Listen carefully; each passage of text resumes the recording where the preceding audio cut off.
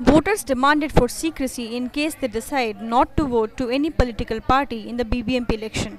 Few of the voters have raised the question of secrecy that should be enabled in case the voter decides not to vote for any political party if it does not find any suitable candidates.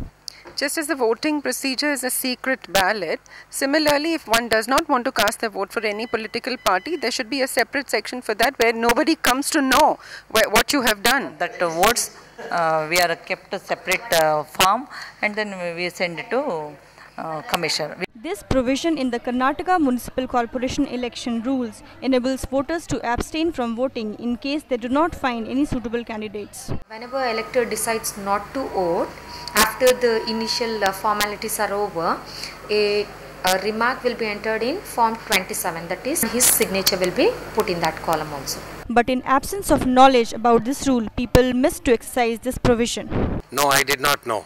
No one is come. Till that time no one is come. Yes, I would have probably exercised this right had I known earlier.